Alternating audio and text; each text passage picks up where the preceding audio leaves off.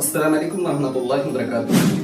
ప్రియమైన ధార్మిక సోదరులారా, ఇస్లాం అంటే ఏంటో తెలుసుకునే ప్రయత్నం చేద్దాం. నేటి కాలంలో ఇస్లాంపై అపార్థాల మబ్బులు కమ్ముకుని ఉన్నాయి. మరికొన్ని అభూత కల్పనలు కల్పించబడుతున్నాయి.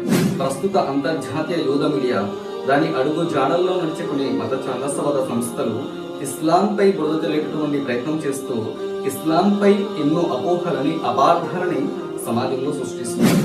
ఈ రోజు చూసినట్లయితే ప్రచార ప్రసార మాధ్యమాలలో ఇస్లాంపై లేనటువంటి విషయాలను ప్రవేశపెట్టి, ఇస్లాంపై లేనటువంటి విషయాలను కల్పించి, ఇస్లాంపై చెడు ప్రచారం చేస్తూ ఇస్లాంని అపహాస్య పాలు చేస్తున్నారు. కానీ సోదరులారా, ఆలోచించండి, ఇస్లాం అంటే ఏమిటి అంటే, ఇస్లాం అనే పదం అరబీలోని రెండు పదాలతో ఏర్పడింది. సలాం, సలాం అంటే శాంతి, సిల్ అంటే సమర్పణ, విధేయత. ఇస్లాం అనే పదమే సలాం, శాంతితో ఏర్పడింది. మరి అలాంటిది ఇస్లాం అనే పదమే శాంతితో ఏర్పడినప్పుడు ఇస్లాంలో అశాంతికి తావులేదండి. ఇస్లాం అంటే శాంతి, విధేయతల ధర్మం అని అర్థం. ఇస్లాం, ఈ ధర్మం మహాప్రవక్త ముహమ్మద్ సల్లల్లాహు అలైహి వసల్లం వారు స్థాపించలేదు. 1430 సంవత్సరాల క్రితం మహాప్రవక్త ముహమ్మద్ సల్లల్లాహు అలైహి వసల్లం వారు స్థాపించినటువంటి ఒక కొత్త ధర్మం, కొత్త మతం కాదండి ఇస్లాం అంటే. ఈ భూమండలంపై అడుగుపెట్టినటువంటి మొట్టమొదటి మానవుడైనటువంటి ఆదమ్ అలైహిస్సలాం వారి కాలం నుంచి ఉన్నటువంటి ధర్మాన్ని ఇస్లాం అంటారు.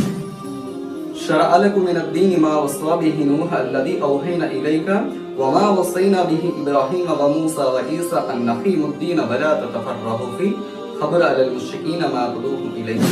ఓ ప్రవక్త ముహమ్మద్ సల్లల్లాహు అలైహి వసల్లం, ఇదే ధర్మాన్ని ప్రవక్త ఇబ్రాహీం అలైహిస్సలాం వారిపై మేము వహీ ద్వారా పంపించాము. ఇదే ధర్మాన్ని పూర్వం మేము మూసా అలైహిస్సలాం వారికి ఇచ్చాము. ఇదే ధర్మాన్ని ఈసా అలైహిస్సలాం వారికి ఇచ్చాము.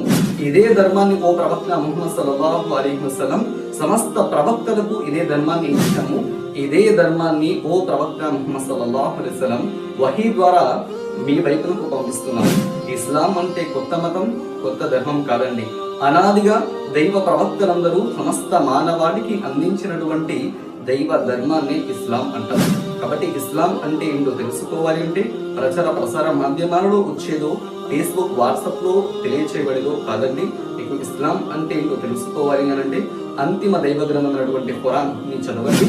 మహాప్రవక్త ముహమ్మద్ సల్లల్లాహు అలైహి వసల్లం వారి ప్రామాణికమైనటువంటి హదీస్ బోధనని, ఆయన సీరత్ జీవిత చరిత్రను అధ్యయనం చేసి అసలైనటువంటి ఇస్లాం అంటే ఏంటో, ఇస్లాం చెప్పేటటువంటి విషయాలు, వాస్తవాలు ఏంటో తెలుసుకొని దానిపై మీరు నిర్ణయం తీసుకోండి.